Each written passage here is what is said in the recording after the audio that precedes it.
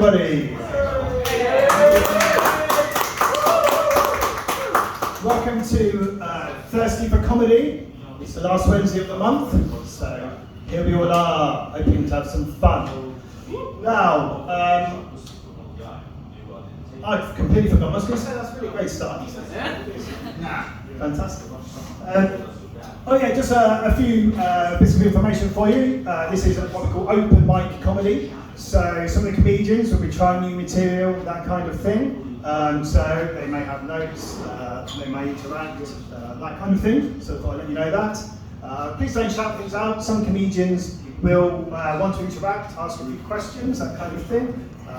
That'll be great. So, what was I going to say? My mind really has gone back, but there we go. I've already achieved a new first for me tonight. I went to the bar, I bought a pint, that's not it, and the pint cost more than these jeans that I am wearing. So, I think that's a sign of the times, don't worry, you can still to get a drink at the bar. These jeans were very, very cheap, and this is not some clever pun about the poor quality of my material. Now, a few things about me, I suppose. I'm at that stage of life now where I don't go out very much. So that's why I've taken up comedy. It means I can come out in the week and start drinking because my kids have got a little bit older than they were. Now, when they were younger, I didn't go out much, so I haven't been going out drinking in Bournemouth for about 20 years now. And that's because, unlike some people, didn't have any babysitters, didn't have any relatives, unfortunately. So I thought, well, I've come up with a solution. So I said to my wife, why don't we get a Swedish au pair to come and live with us? Guess what? She was not keen on the idea, which is a great shame because I thought she'd like the look of Bjorn or Sven. Yes, so I grew up in the Midlands. I came down in 1994. By that, I don't mean I was high for the whole of 1993. No. Where I grew up in the Midlands, the only thing that was smoked was bacon or on occasion mackerel. But when I came down to Bournemouth in 1994, there were loads of pubs and clubs. It really was a bit of a clubbing capital on the south coast back then. But sadly, a lot of those places have now gone out of business. And that's not down to me, believe me, I spent an absolute fortune in most of them. They're not here anymore, but I thought I'd reminisce, I'd mention a few of them. I can't really see how old you guys are, I've got a good range, so you might remember some of these places. Firstly, there was Berlin's. Anyone remember the nightclub Berlin's? No. I'm really Cardiff. Yeah. A few people do, that's great. So there was a nightclub called Berlin's down on Hinton Road. And looking back on it now, there was no German theme whatsoever. No German beers or anything like that. Highly ironic name. It did have a thing called the Wonder Wall, which was this light-up board, and every now and then throughout the night, various drink offers would light up, like £5 for 2 bottles of lemon piss or something. Just drinks you've never heard of. But they called this the Wonder Wall. They didn't call it the Berlin Wall, which would have made sense, wouldn't it? But the problem was, maybe they were going for the pop band Berlin, but none of the drinks offers would take your breath away, so maybe not, maybe it wasn't that. There's another club, see if you remember this one, Jumping Jacks, down by the IMAX cinema. Yeah. Last time, a lot of people remember that. Yeah, that was down there. I had a friend, he was into rhyming slang, and he called it humping slags, which was amusing because he never ever called anyone there. Most of us. There's another one. There's a nightclub up near the Triangle, up at the hill, called Bumbles. Yeah. I'm not proud of this, by the way. It's like a confession, isn't it? Not proud of the fact I went to Bumbles. That was famous for Grab a Granny. But again, an ironic name because there were never any honeys there whatsoever.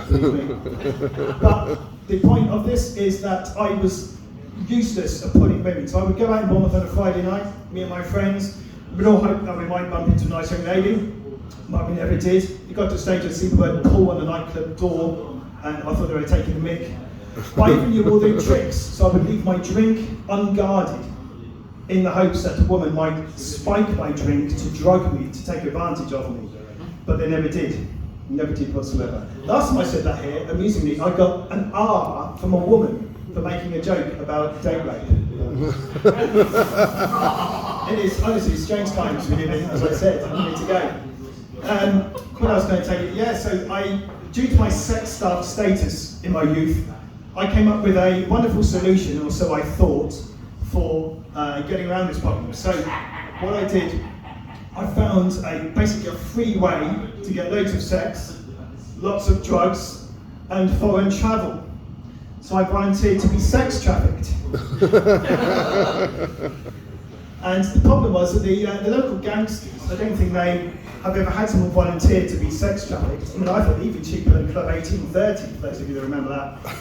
Yeah, so I volunteered, but they rejected me because they don't know what to do with rejections. But I have to say, I'm not breaking any confidences when I say that that joke did not go down too well in West Howe. I've never been heckled with some of my best friends are sex traffickers before, but that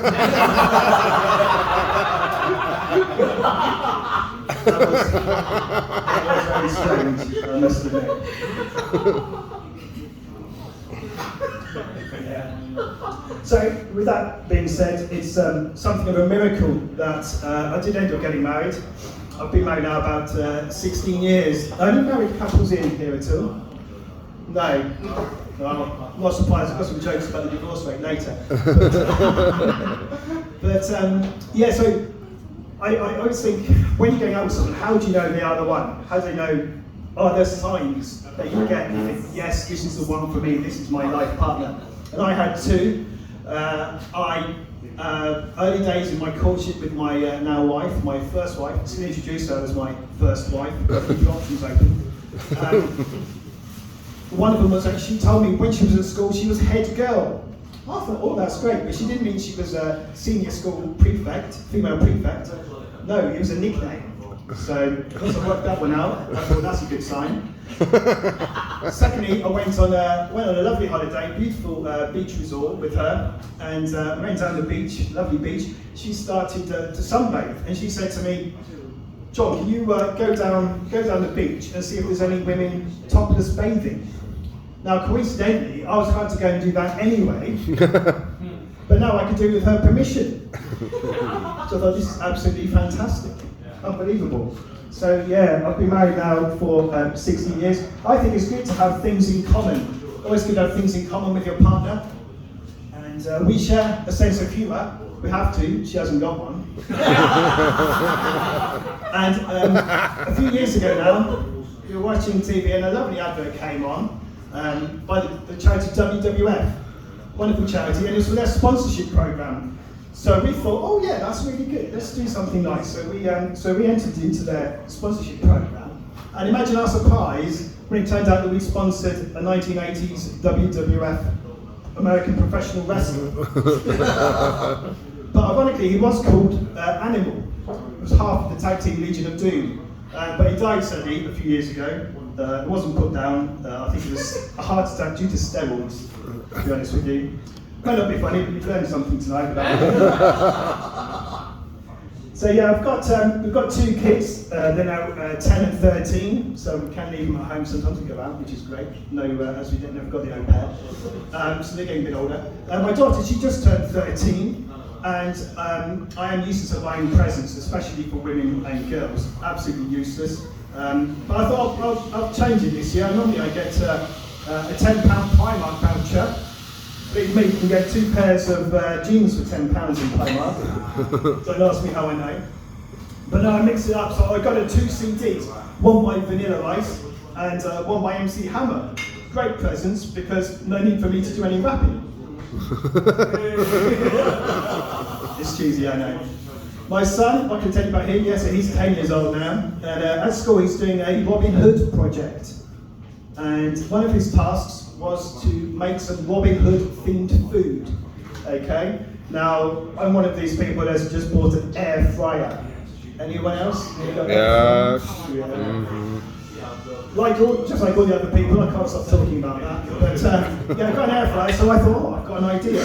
So I got some sweets, I put them in the drawer, 5 minutes on 200, if you're interested. They came out, a bit of a gooey mess, but I showed them to my son, He said, what's that? That's disgusting. I said, that's Friar Tuck, son. That's Friar Tuck. He looked at me, you ungrateful sod that he can be.